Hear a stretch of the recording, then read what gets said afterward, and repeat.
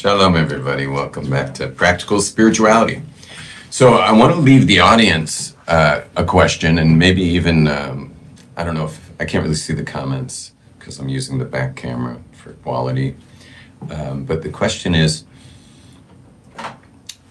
if in an ideal state, you would be, and this at least goes for Jews, in an ideal state, you would be in a white fire connection with God, like to the point of like shaking, right below shaking in front of him because you don't want to look crazy. That wouldn't be helpful at all. Then you would be not an example, and you are supposed to be a good example of someone who serves God. So That's good. you're like right below white fire shaking before God, and your commitment to halacha is perfect, like meaning you're to almost to the point of being OCD about halacha, meaning you don't overlook any Jewish law. Like you just wouldn't be able to live with yourself. So like, for example, you could wash your hands in the morning. As soon as you get up, you're supposed to wash by your bed. So that's where you wash because that's what you're supposed to do. Or you're supposed to say, Modeani lefanecha melechai v'keim shechazarta bi nishmosi v'hem rabam nesecha. You're supposed to say that first. Actually, before that, you're supposed to think, okay, there's a God. There's a God. Thought, speech, action. By the way, the garments of your soul are thought, speech, action. And every night when you go to sleep, when your soul rises up, you're actually bringing, when the soul goes up, it goes up with its garments. And so you're actually supposed to do tshuva before you go to sleep, in case it's going to go up with soiled garments. You don't want to send your soul back upstairs with soiled garments. And that's why we're always protecting the real estate of our mind. We're careful with our speech, and we are careful with our actions, thought, speech, action. So when you get up in the morning, the first thought is there's a God, like the life's got purpose. Take away God, life ain't got purpose. You can make up the purpose, but I don't know how long that's going to last. Maybe if you're a low IQ person, but the second you get to a normal IQ, how creative can you be with your making up life's purpose, And is it no wonder why, the world is full of religions, because it's like, if I put you alone on an island, you'd have a religion.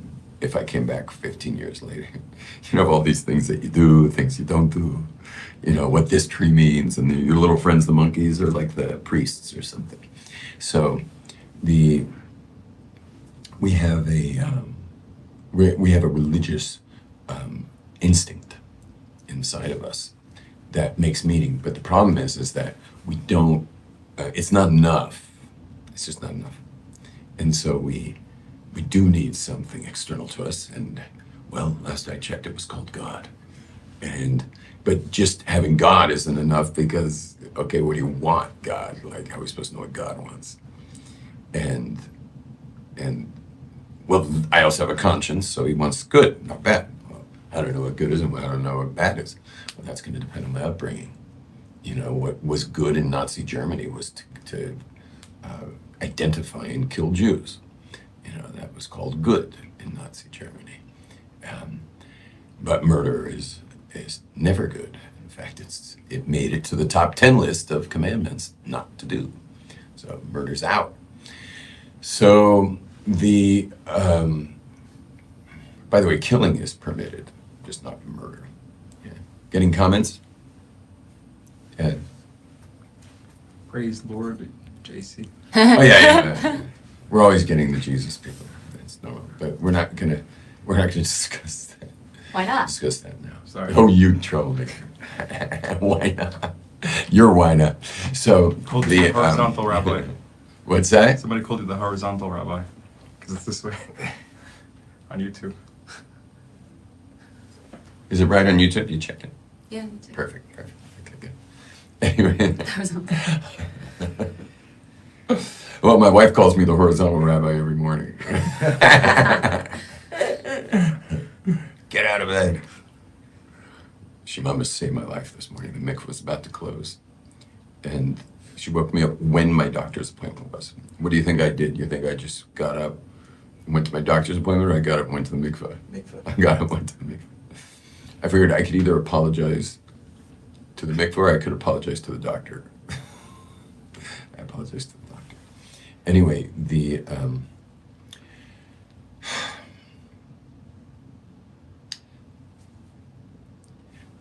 thought, speech, action.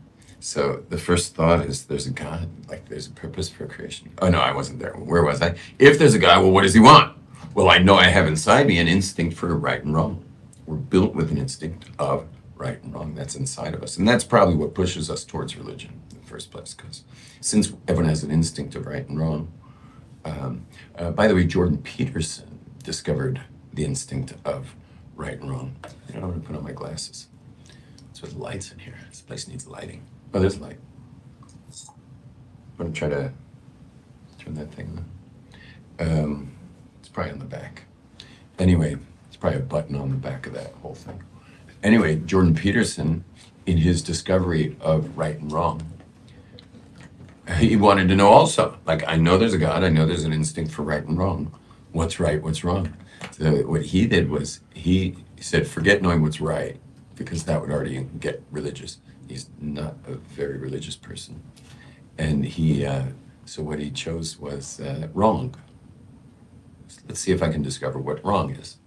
And so he went on to like study Holocaust and all the heinous crimes and high school shoot-ups. Anyway, in his process, he discovered, oh yeah, perfect. If you can hit that one too while you're at it, maybe. Since you learned how to turn on that light. Every day my production's getting better. Every day. Anyway, and the next will be the lapel mic, but I have to hit a store, and I don't know if I'm able to get there. I can maybe get there by Sunday. Oh, that it can stay vertical, or did it fall? Yeah, Anyway. go for you too. Anyway, so what he did was he went fully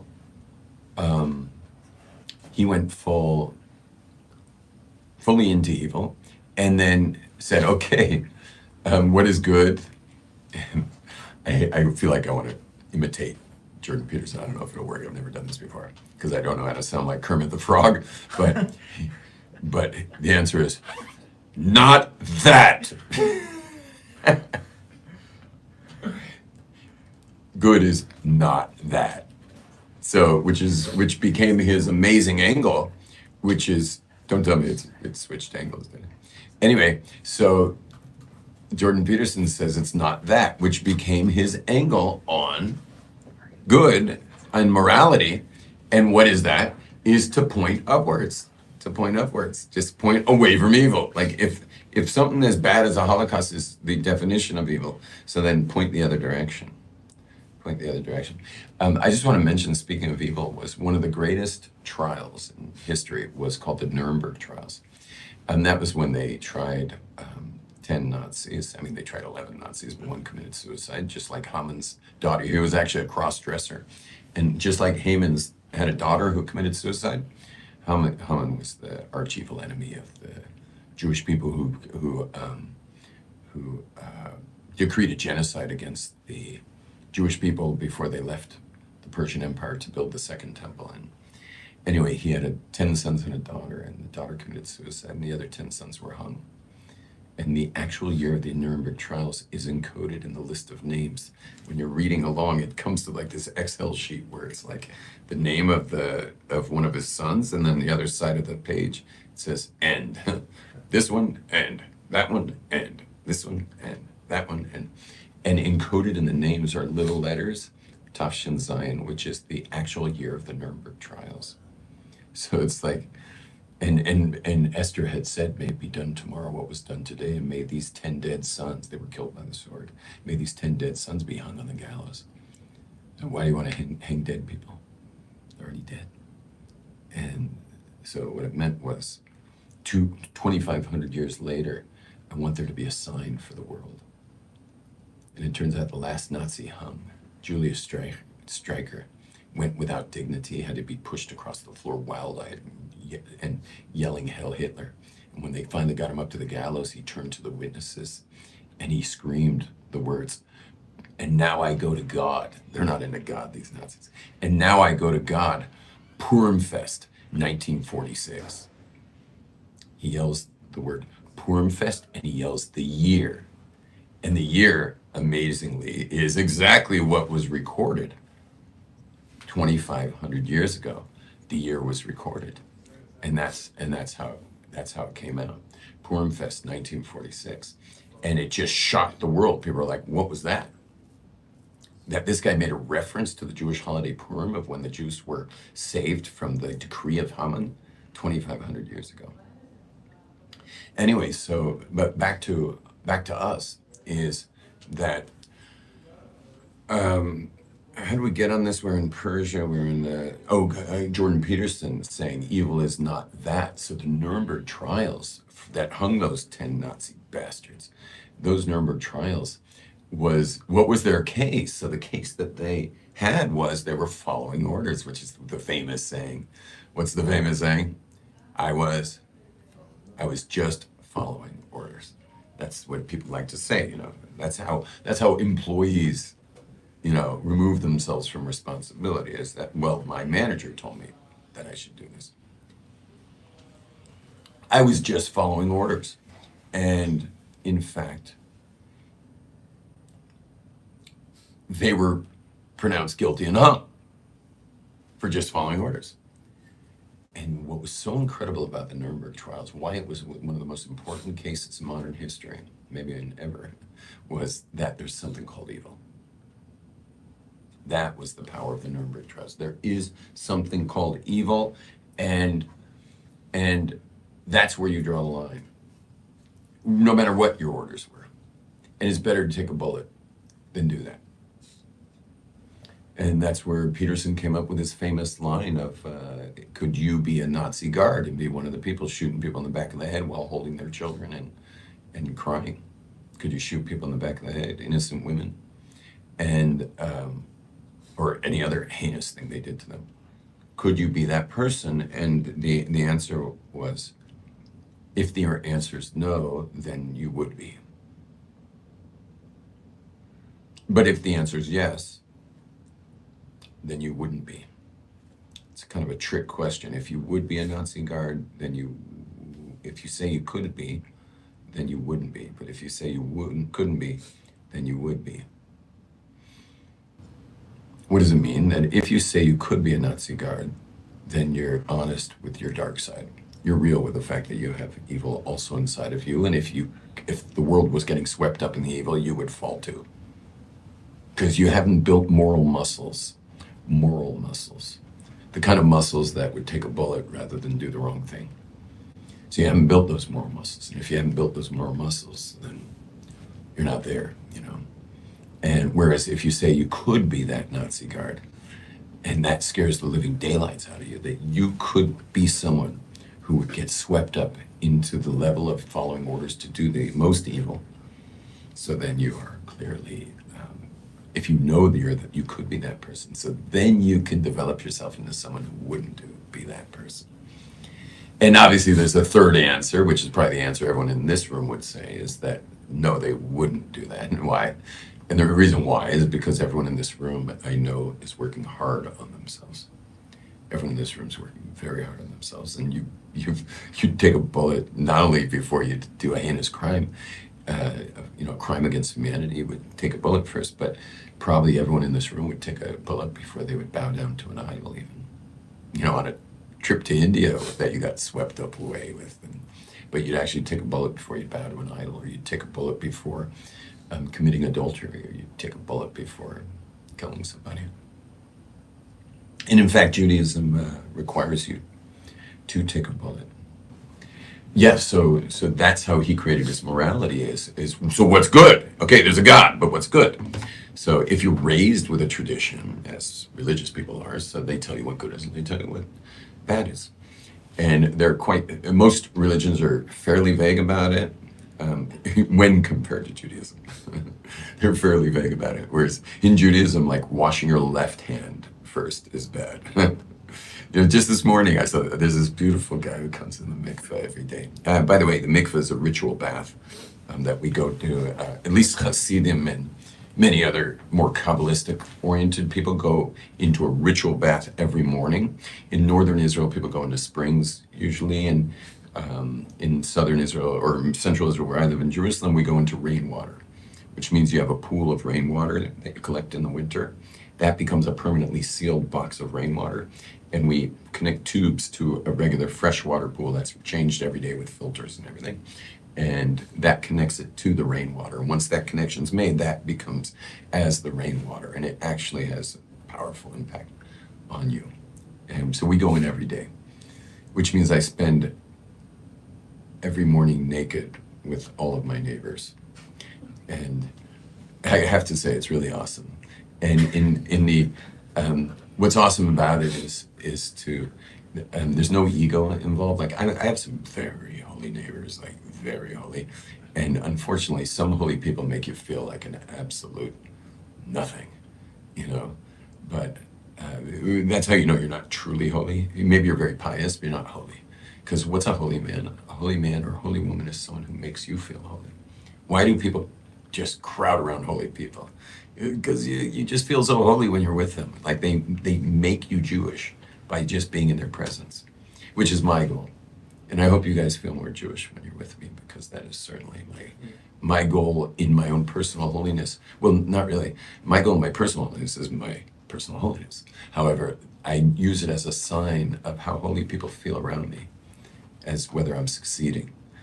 Because a pious person can often make people feel lowly. And if you'll notice that you feel lowly around a pious person, so then you know what's missing. What's missing is the holy. It just could be they haven't focused on holiness. You know, they've just been focusing on righteousness. And righteousness, nothing to take away from that. That's good. Righteousness is great. Being pious is wonderful. But I think a greater goal would be that once you're doing the right things and you're pious, to now start stretching towards holiness. And if you think you can be holy and not righteous, if you think you can be holy and not righteous, sorry, it starts with God. Because what does righteous mean? Righteous means you're holy between you and God, meaning you're good with God. You're not doing the wrong things. So you got to start with righteous. Once you get righteous, you can talk about holy. You know, and maybe later we could talk about the path of holiness. Like, what does it mean to become holy? Another good thing about the mikvah is the great reducer, the great Equalizer. Oh my gosh.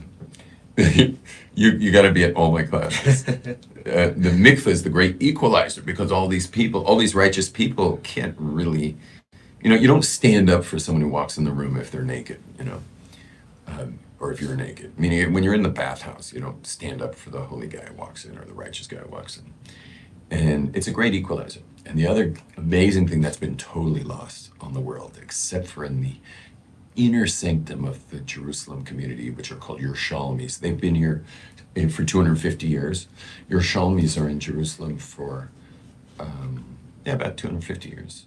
Meaning they missed everything. They missed the Enlightenment. They missed the Haredi reaction to the Enlightenment. So they don't know today they know what Haredim are, but they did not know what they were until after the war.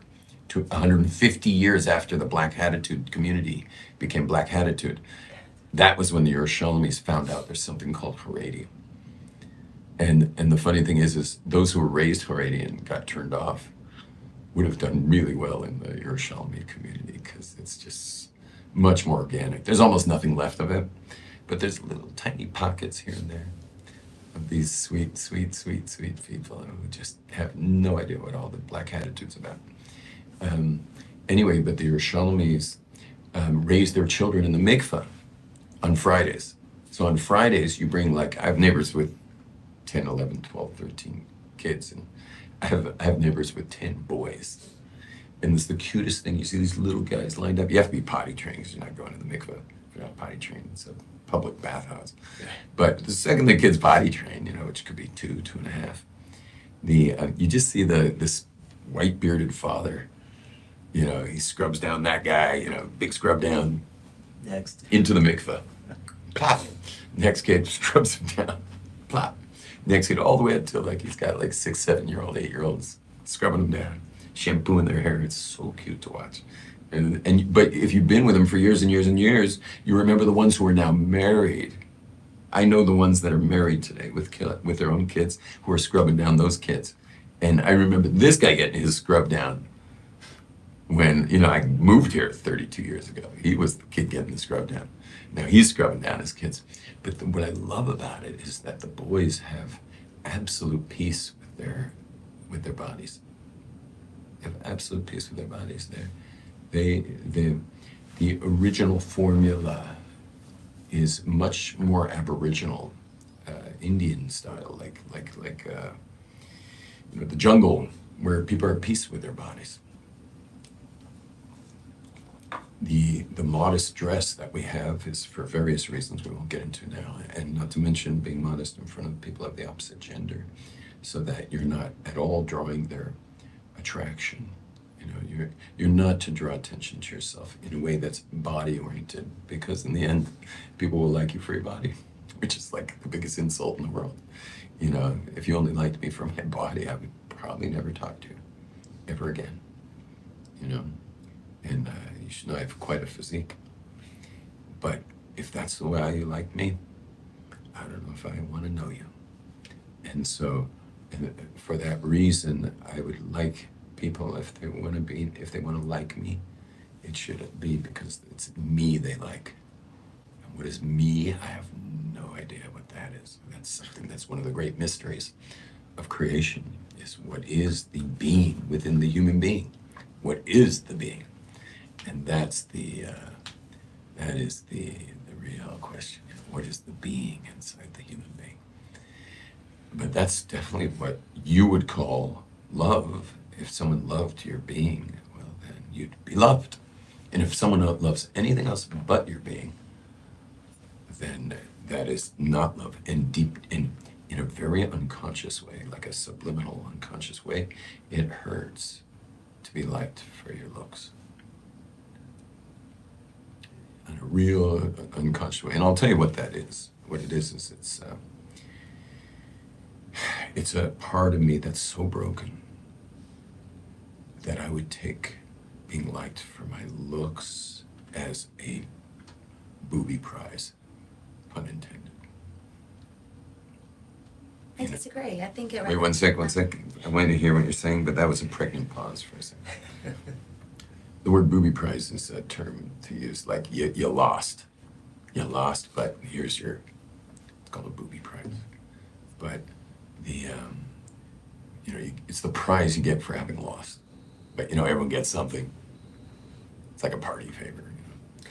We'll do you a favor, but deep down, if you're loved for your looks,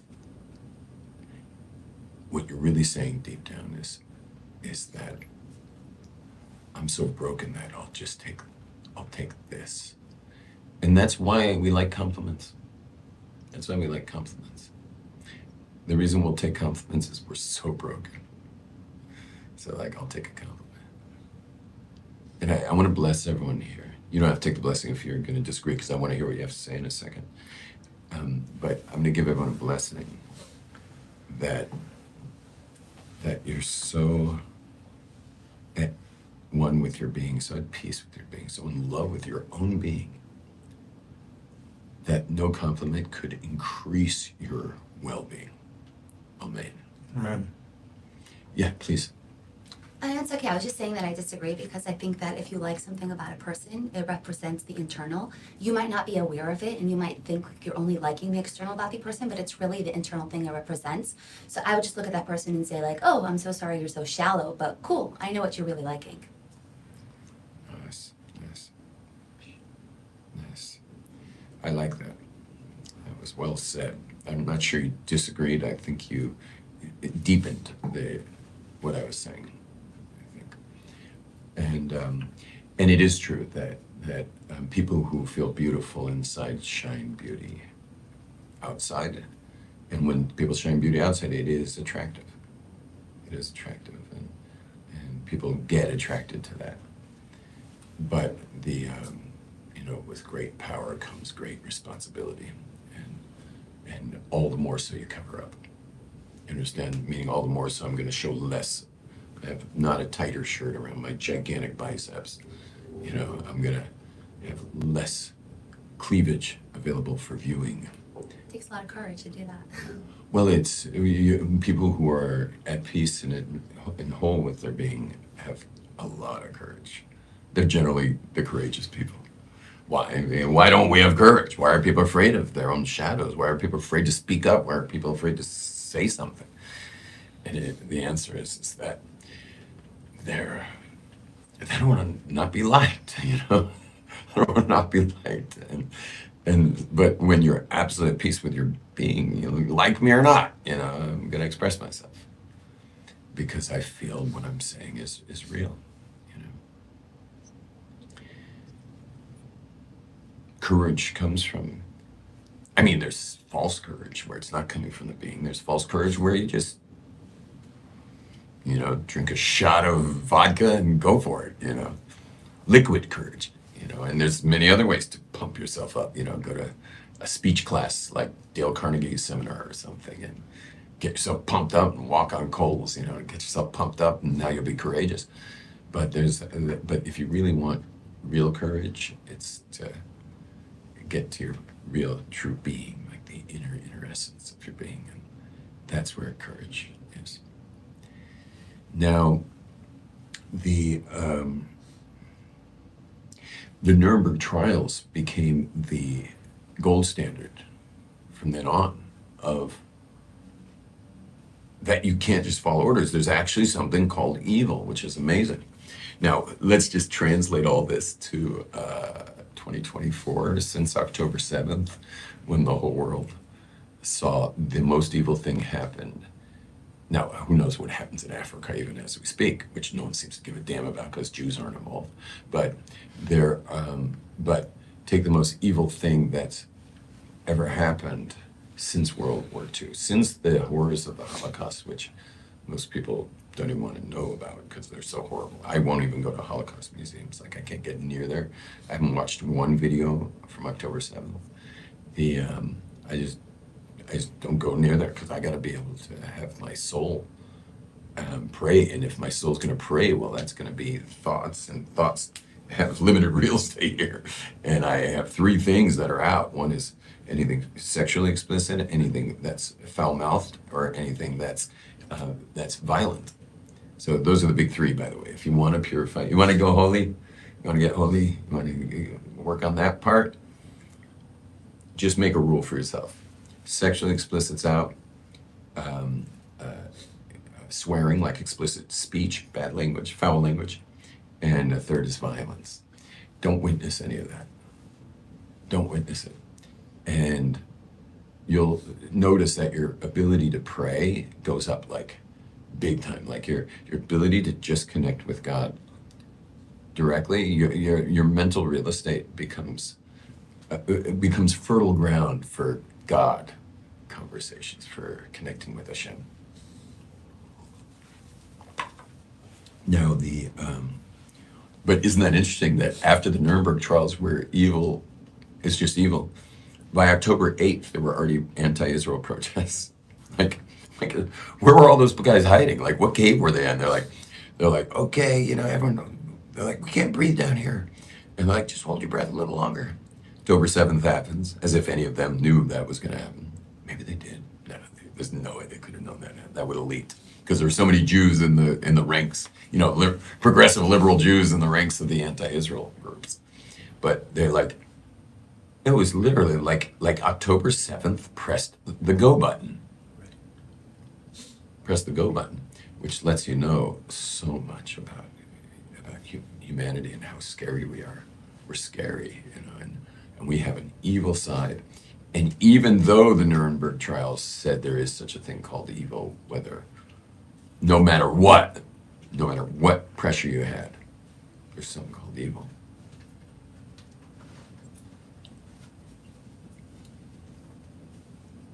And Judaism says that if you had your entire family, like your wife and children, parents, siblings, and grandparents, put over the edge of a cliff on a plank,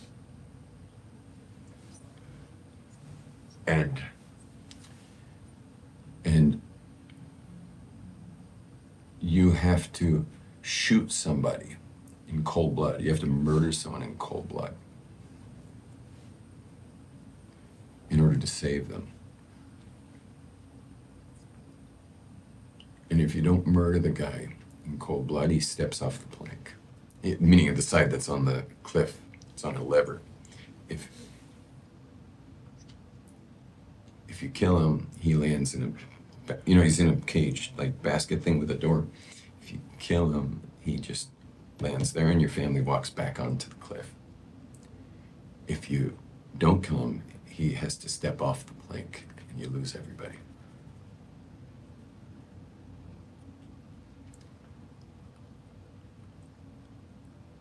I can't believe I set this up. I think you can't kill him. I think that's right.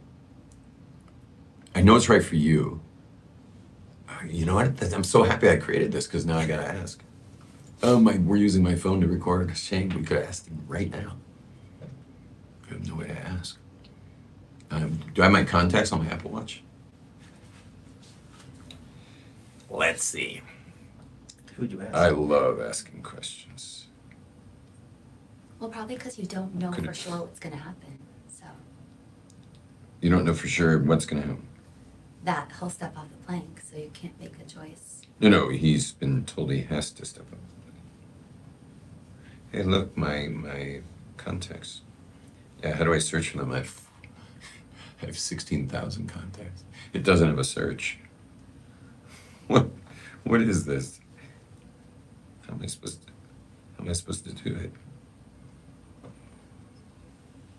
I'll try one more time. Oh, maybe my phone has my favorites here. Favorites. Problem is it's gonna call and ruin this recording. I need their actual number. Okay, so that wasn't helpful. You always have your rabbi and your favorites. Who is it? I'll try one last time. Contacts. Also no search. Done. No search. I'm not going through 16,000 contacts. I'm still in the A's. Forget it. We'll ask later. Now, unless someone else has someone that's a posek. You have a posek? Who was Ruby looking for? No, it's the Diana Pinskoli. Okay. I do. Who do you get? There's a Hotline? line you can call. Do Oh, cool. you want to call? Yeah, call. Okay. We can put them on speaker when it comes. They speak English? Oh, perfect. That'll be good for our recording. Anyway, for those who have never watched such a thing, we have 45,000 laws in Judaism. Okay, 613 commandments. About 30,000 are the laws how to not break the thou shalt nots, and then we have about 15,000 of how to keep the thou shalt. I know that like people are into 1 is general and 4 is end of life. general. Yeah, end of life. Like an emergency line. End of You life. get direct access. No, people get these end of life. They'll have someone at end of life and they suddenly realize they don't know what to do. And there's laws about it. Like, for example, when they're just about to go, and this is for Gentiles as well, when someone's just about to die, you're not allowed to touch them anymore. So if you know someone's dying, like this is their last hour or minutes, prop them up in a position that they're going to be in or lay them down or whatever. Get them ready. But then when it's coming down to like last heartbeats, it's going to be like minutes. Certainly, you don't want to get down to seconds, but when it's down to minutes, don't touch them. Why? Because the heart's now like just barely beating, but it still might have one more beat. That's life. If you touch them and it doesn't beat, you killed them. Hello? Oh. Anyway, so where were we holding? What were we talking about? What was I just done? Shalom, you speak English? Yeah. Great. I was wondering, you know how someone has to give their life before they commit one of the big three sins? Yeah. Do they have to give up everyone else's life too? Meaning, if like they had their entire family like hanging off a cliff, and if they kill the guy, they get to come back on the cliff, and if they don't kill, if he doesn't kill the guy, or the other two sins. You're not allowed, even the whole city, you're not allowed to. Oh my. It says in the Rambam, he brings down, the Rambam has things very clear about it. You should look it up. And the Maisa, the Rambam says that even if the whole city, they say, bring one person and we'll save the city. Yeah, you have to, so you can't send somebody. If they want a specific person, okay, so it could be that he's like a writer for everybody else. But if they want one person, so my chazis, why should your life be more than the other? Even though they're going to wipe out the whole city. Uh-huh. Interesting. Okay, so I got my answer. Thank you so much. Yeah. So I hope it's not like the miser. No.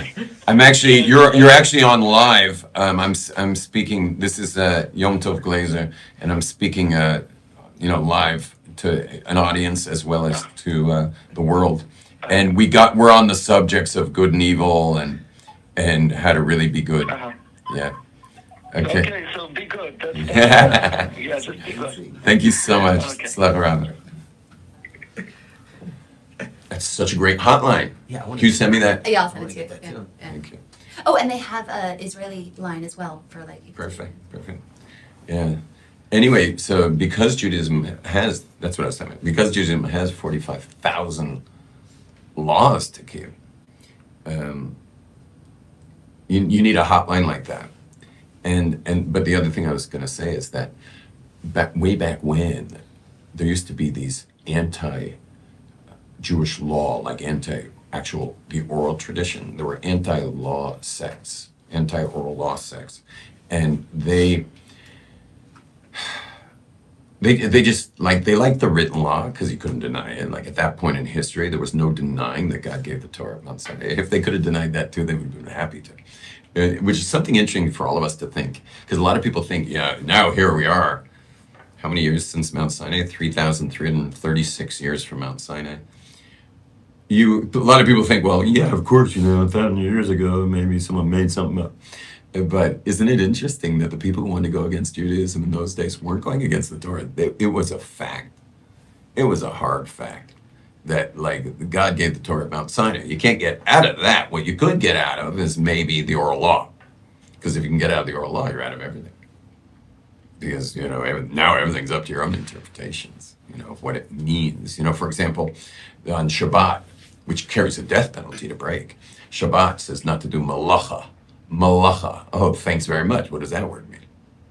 Well, it turns out I have a book in my house called The 39 Malachas. And it's this wide. It's 5 volumes just going through the 39 malachas. But the Torah didn't mention anything about what malacha is. Well, guess what? You want to hear something crazy? Not one of the 630 commandments, not even one, explains how to do it or avoid it. Not one single commandment in the entire Torah tells you how to do it, or if it's a thou shalt not, how to avoid it. None, zero, nothing. Which is so interesting. You realize that means that there has to be an oral law. Now we go back 2,000 years to the people who hated Judaism and wanted to get out of it. It's like, of course, what are they going to go after? They're going to go after the invisible part, the part you can't see, which is the oral law. So who are you to say what it is? Maybe it's broken telephone. We're going to do only the written law, whatever that's supposed to be. So it says to put the tzitzis, our cosmic dental floss, it says put on the corners, but it says al kanaf. What's a kanaf? Kanaf is, it can also be the word wings, but it could also be the corner. And so I actually saw a guy at the Kotel once was, he was some wing nut. He probably took too much acid or something. He had tzitzis on it, only on he was wearing an actual garment of tzitzis. and it had 4 on the corners, and it had 2 on the shoulders. And I asked him, like, what's with these tzitzis on your shoulders? He says, oh, it was blue. It was just blue. It was a blue thread on his shoulders, because it's supposed to have a blue thread. Okay, I'm going to wrap all this up. I'm going to tie all this in. We've spoken about a million things today. And now let's see if we can just get it all put together here. So the part that was left open was that evil is very easily released on the world if you don't have yourself in check. We see that the world, notice who are, oh my gosh, such a cool idea. You know, maybe I won't wrap everything up, but what a cool idea. Listen to this. Check this out. Tuvia, check this out. Who are the Free Palestine people? They're the virtue signalers.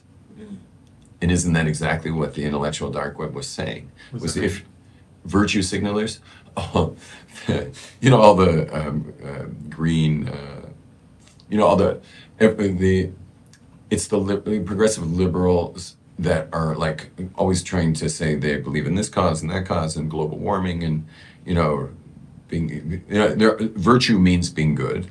Signaling means, hey, everybody, look at how good I am, you know. You know, that's why they'll make fun of, like, you know, Mark Zuckerberg. Someone said to speak louder. Oh, they'll make fun of Mark Zuckerberg. You have a volume button on your phone, by the way, but I'll try to speak louder.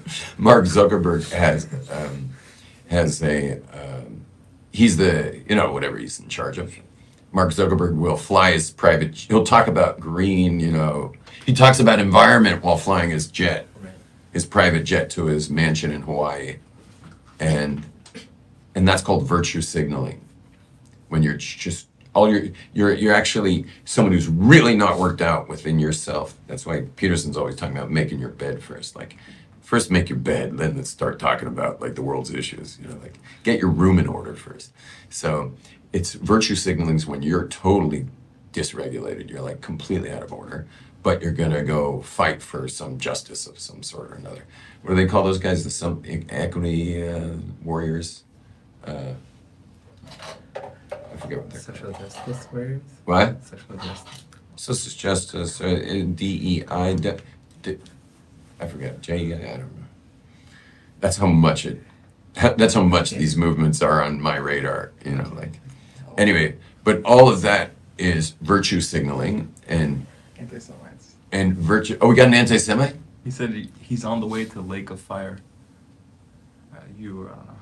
What's Lake of Fire? Oh, I am. Oh, he's probably maybe a Jesus guy. But his name is Why Elijah do you come to Hanavi. the channel? Yeah, that's he's on sometimes with me. Yeah. Elijah, behave yourself. He calls himself Elijah the prophet. He just said sicko. He said sicko. Takes one to know one. He said okay. He said okay. LOL. I always wonder whether to delete his posts or not because I like them. But he's out of control today. Okay, but he got the message. You be careful, Elijah. I'm gonna start deleting your posts. And I hope you enjoy my class because I notice you often watch them. Anyway, isn't it interesting that the progressive liberal virtue signalers are the ones who are the Free Palestine people, literally right after the massacre and kidnapping and continued hell that, you know, those hostages are going through. Why? Because of what we said before, is that if you see yourself as the righteous, well, then you're the most likely person who would fall for evil. Virtue isn't something that you signal outside. Virtue is something you develop within. And as you become a virtuous person, meaning a person who actually has developed what right and wrong is, and you've learned to align with it, which isn't easy, especially if you're Jewish, because we think washing the wrong hand is evil. But as you develop that, you become someone who would only have sympathy for the Jewish people after 10-7, right? After 10-7, the normal response should be sympathy. But if you had anything but sympathy and you're suddenly like, going into that blindfold of the Palestinian plight, like literally the same day that it happened, you are someone who hasn't developed your moral compass. So isn't that interesting that it's the virtue signalers that wound up being the people who couldn't tell right from wrong when October 7th happened? It's like the most predictable thing ever. I'm surprised all the top speakers haven't spoken about this on the podcasts I listen to. Shalom, everybody. Thanks for joining. All the best. And please subscribe and, hit the bell and whatever you're supposed to do. Comment. Comments.